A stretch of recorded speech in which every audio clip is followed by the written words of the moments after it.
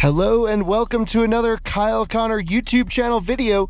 You join me inside of the 4 Series Gran Coupe. I'll put an overlay here. The reason I kind of don't want to get out of the car and walk around is this. Vehicle key is missing, because when I was filming my last segment down at the bottom of the road, I realized I had the key on the roof and I must have driven away with it on the roof. So that was not the best decision of my life. So we got to go find that purely by accident.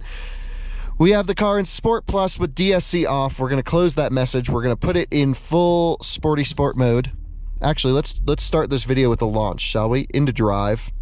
I was worried it wouldn't let me pull away there for a second. We're going to go Sport Plus with dynamic traction mode. We're going to start this video properly, and then I'll tell you all about it as we start driving. 380 plus or minus horsepower, 400-ish pound-feet of torque, inline 6 mild hybrid, 48-volt system, M440i Gran Coupe. Launch control, nope, go. Wouldn't go into launch mode in a second. Oh, because I didn't have it in S. I'm silly. Anyway, it's still ripping the shifts. Man, this thing, boogies. Holy smokes, does that have strong performance. So we're going to be on the lookout towards the bottom of the road for the key. Let me tell you a little bit about the car. This car is 68 grand as tested. It's pretty much a fully spec'd 440i Gran Coupe in San Remo green. I was just there. Amazing color with these bronze accents. Manual seats, no power seats in this car. I don't know if that's a misbuild or what. I didn't think you could even get this car without power seats, but I guess you can, or maybe it shouldn't have happened, or maybe it's part of the chip shortage, or who knows. But no power seats. It's kind of interesting. We're going to go heated seat on. We are going to go listen to that inline 6 come up the hill. Wow, what a noise. Listen to that.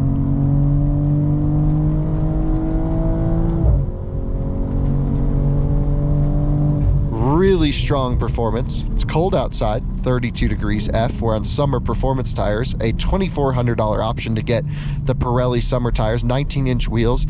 We're going to take it super gently over the salt and rocks up here. We do not want to get the car in the wrong spot in a needed braking zone on something like this, because these rocks are like ice when you hit it. The salt, they just use this sand salt combination. We have variable sport steering rack, which means I need very little input here to make these corners, as you can see. However, at higher speeds it'll open up the rack to give you more highway stability, something a lot of cars need. And I really like BMW's variable steering ratio systems, and they've been doing it for 10 plus years, 11 years, but I'm so happy that it's now standard on the M440i. Let's talk about this car's market position compared with competitors before we get into sort of the car evaluation itself. So the 4 Series, about last generation basically, was the first generation 4 Series Gran Coupe. Essentially, it's the 4 Series is the 2-door version of the 3 Series, and then BMW made the 4-door version of the 2-door.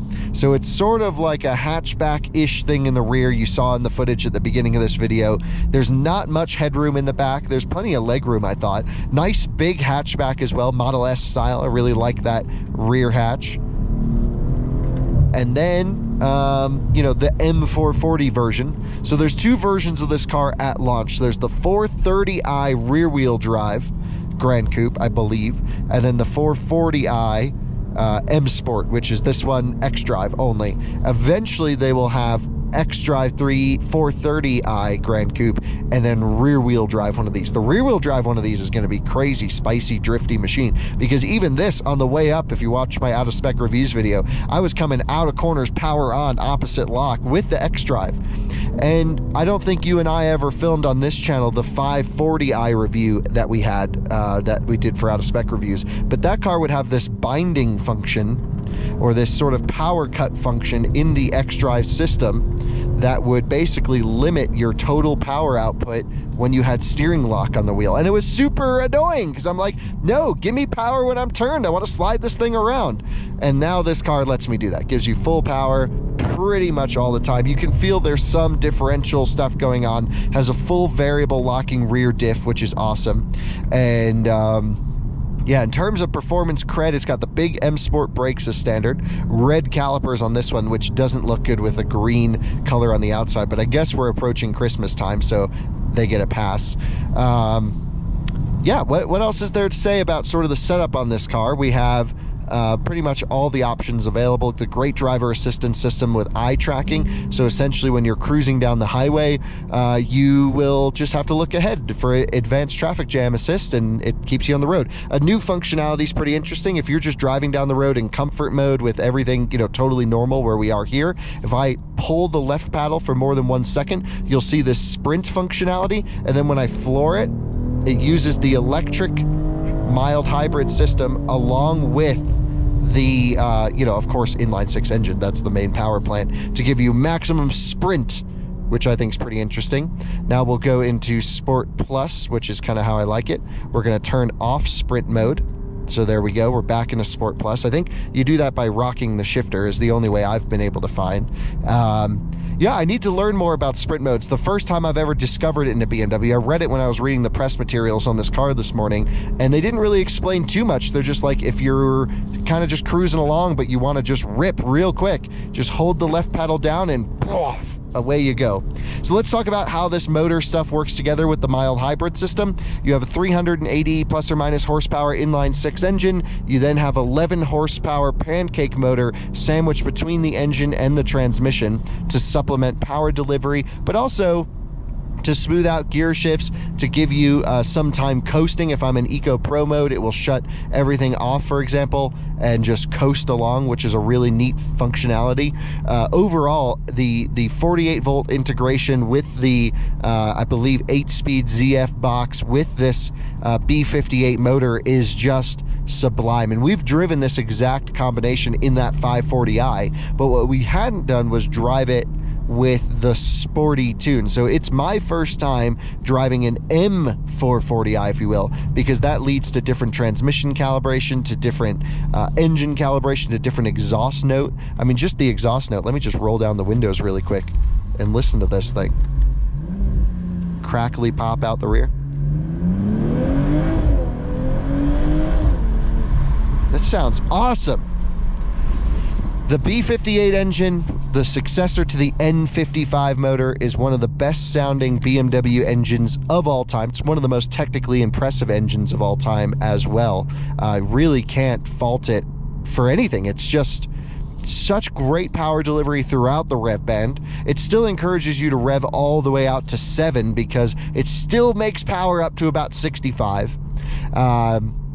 It's such a pleasant car. And then the steering wheel's a little bit too thick, which I think is really my only issue with this car, is just this steering wheel's from that X3 M Sport that I reviewed. I was like, oh, I just don't like this wheel. Give me a nice thin 3-spoke wheel without all this extra girth here, because I don't put my hands here. I put them here where you're supposed to have them.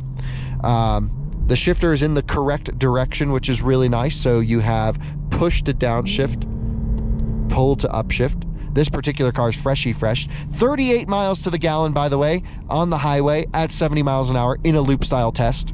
Tell me that's not insane. Really efficient car. And so you get this crazy level of performance for being a 5-seat hatchback, sort of this cool looking car. Yes, it's got the grills up front, but I'm over it. Not even going to talk about it, even though I just did. And then you get this great sounding engine. Oh, that engine is. And it farts the shifts really good. The downshifts, for being a torque converter automatic, have to be some of the best in the industry. Does exactly what I ask it to do, exactly when I ask it. Nothing not to like here. This control situation, this is where everything is. It gets a little bit cumbersome. Why put your start-stop button there? Put it back up here where it's supposed to be. Other than that, I mean, that's just little nitpicking stuff. I'm not really an HMI expert anyway. I don't know where things should be for the best user experience, but I'll tell you, for me at least, I get in the car, daily drive it nicely in Eco Pro mode. I think it drives best. Use the extended stop-start operation of the 48-volt system that it allows. I can check on the battery state of charge here, so we're fully charged going downhill, of course. By the way, it only charges the battery when the motor's on. So if you're coasting in Eco Pro mode, it's just coasting. Even if you use the physical brakes, the engine needs to be spun up to put the battery pack energy into the 48 volt system. The 48 volt system directly feeds the 12 volt system, so that has a more stable supply of power, which should lead to longer battery life, less stress on the electrical system. It's all really well thought out, and I think we've reached this sort of next level of combustion engineering with these 48 volt systems. I hope we see more of them. I'm a huge fan because I still get to play around with some hybrid stuff, some electric stuff. I still get all the things I love from a combustion engine, like this noise, which you just don't get anywhere else, which I could listen to all day. And it's extremely frugal on the highway. So I think BMW has absolutely nailed it with the driving dynamics on this car. Watch out-of-spec reviews for the full driving dynamics. I think the styling's really good, minus the grille thing. It's not amazing, but it's getting better. The sizing of this car is good. Wish it had more rear headroom personally. But again, the people in the back didn't buy the car, so who cares? And now I need to start looking for the key for this thing, because imagine just giving BMW their car back without a key.